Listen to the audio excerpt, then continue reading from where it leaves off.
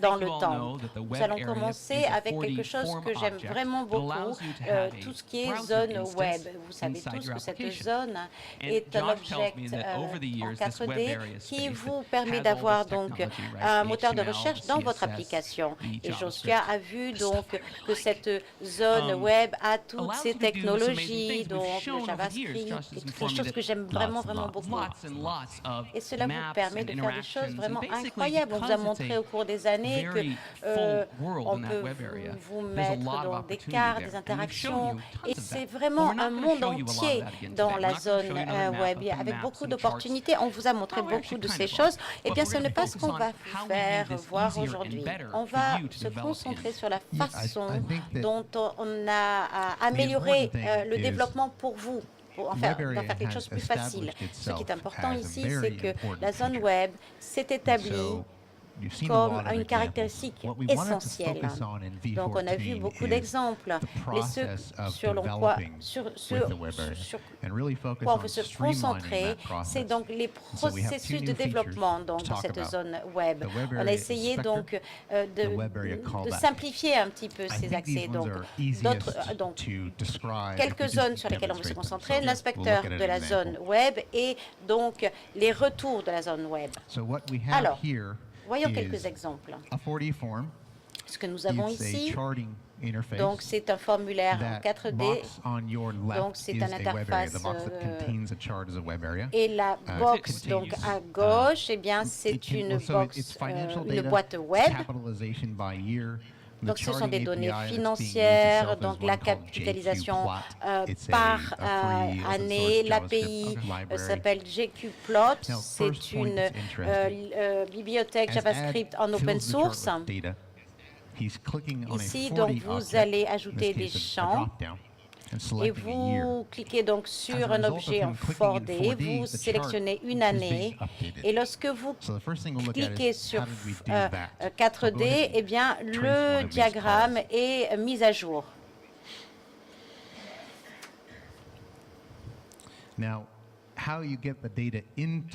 Maintenant, comment obtenir la donnée dans donc, le schéma, une donnée qui ne soit pas nouvelle. En fait, vous avez la fonction JavaScript qui est là depuis un petit moment. Ce qui est intéressant sur cet exemple, c'est que ce qui a été passé par cet appel, en fait, c'est un C-objet qui contient les années, les données financières dans un format structurel. On peut voir ce C-objet dans le débugger 4D. Donc, vous n'êtes plus limité à des données texte qui soient passées sur la zone web. Vous pouvez maintenant avoir des objets. Et comme je l'ai dit précédemment, JSON est une norme de facto sur le web. Et ce cadre s'attend à avoir du JSON de toute façon. Oui, je voudrais souligner ici que ici vous avez donc ce qu'on appelle le create chart. C'est une fonction JavaScript dans la zone web qu'on appelle donc create chart.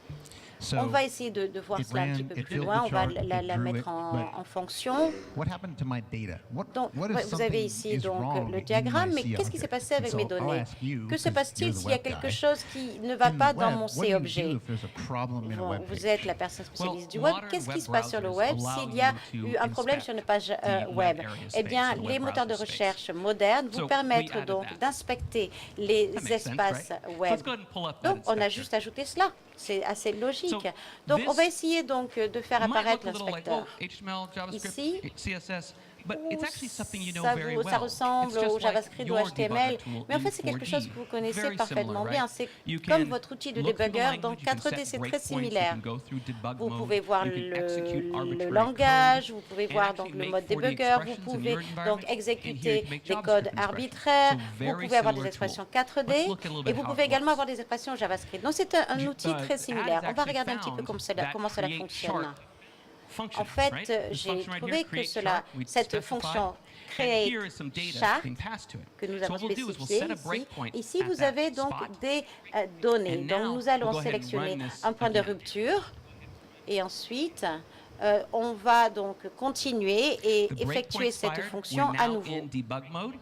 Donc le point de rupture, le point de break, maintenant nous sommes dans un mode de débugage et vous faites la même chose que dans 4D. Ici, vous voyez que vous avez un objet et ça ne dit pas que c'est un objet C parce que l'objet notif dans JavaScript est objet. Voilà, c'est le nom qu'on lui donne, JSON.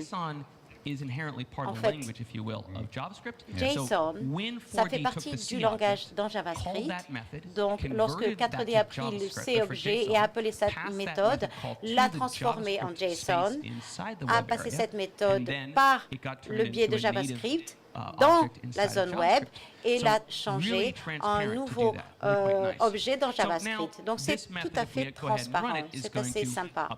Donc, avec cette méthode, eh bien, nous allons mettre au jour le schéma, le diagramme. Ici, au fond, il y a une façon de faire apparaître une console. C'est comme dans 4D.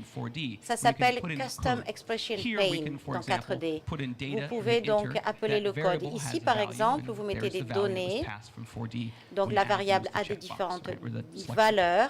Et ça, c'est passé dans 4D lorsque, dans la boîte check.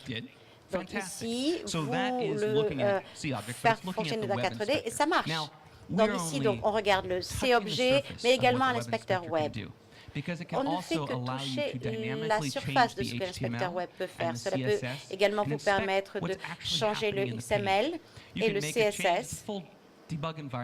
Vous pouvez établir un changement dans l'environnement de débugage du web. Et ce qui est très important, c'est que maintenant, c'est natif dans 4D. Cet outil de développement est essentiel et maintenant, c'est un natif dans votre environnement. Est-ce que vous pourriez faire un développement web sans inspecteur? Non, ça, c'est vraiment pas possible. Donc, dans le V14, dans la version 14, maintenant, c'est possible.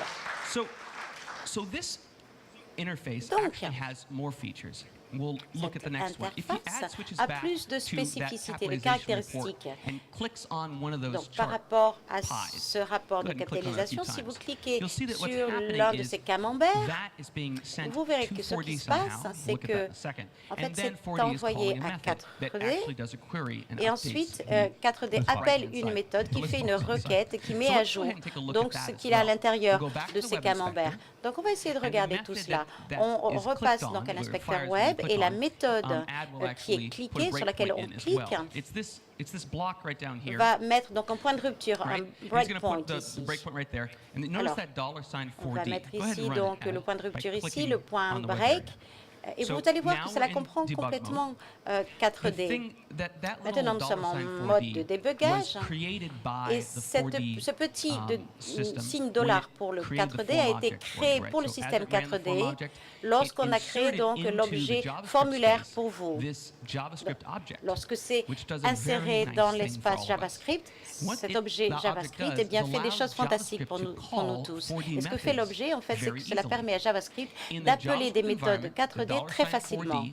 Dans l'environnement JavaScript, le signe dollar 4D, vous avez donc les méthodes qui sont disponibles et vous pouvez l'appeler avec une commande comme celle-ci. Cette méthode ici, de l'objet 4D, la capitalisation par année, ce n'est pas une méthode JavaScript. Oui, en quelque sorte, si, mais c'est une méthode plutôt 4D. Donc, on passe deux choses. Nous avons l'année ici, 2009, et une couleur. Une couleur quelconque. Donc, en fait, lorsque on met donc en debug ou lorsque l'on veut capturer dans 4D, vous allez voir, donc Josh va continuer. Donc, le JavaScript dans la zone web peut donc rappeler dans 4D et peut donc effectuer cette requête de capitalisation par année. Vous vous rappelez qu'on a donc mis deux paramètres, donc $1 qui est une année et $2 qui a cette couleur. Ensuite, vous prenez l'année et vous demandez une requête par rapport aux données. Donc, vous prenez la couleur que vous avez vue donc dans la boîte couleur et ensuite, donc, cela remplit nos données. En fait, la couleur, c'était orange. Donc, ici, avec donc, le rappel de la zone web, il est très facile de rappeler votre méthode donc, dans 4D pour JavaScript. Et ça, donc, ça ferme un petit peu la boucle.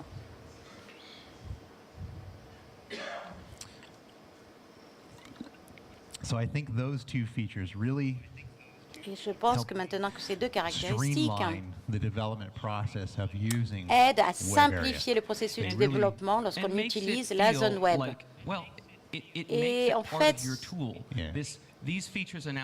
ça en fait une partie de vos outils. Ces caractéristiques sont essentielles à 4D et donc pour cet espace web, eh bien ce n'est plus cette chose un petit peu étrange. Ça peut être un outil que vous utilisez en permanence et cela vous encourage à réfléchir à l'objet de la zone web. Parce qu'en fait, la raison pour laquelle donc on est très intéressé par cet objet web, c'est qu'on vous a montré année après année, c'est que cela ouvre un nouvel environnement à développer. Et aujourd'hui, maintenant, on vous donne les outils qui sont nécessaires pour développer dans cet environnement. Et juste une petite question ou un dernier aspect, vous pouvez passer des C-objets dans la méthode JavaScript et vous pouvez donc retourner ce C-objet de la zone web.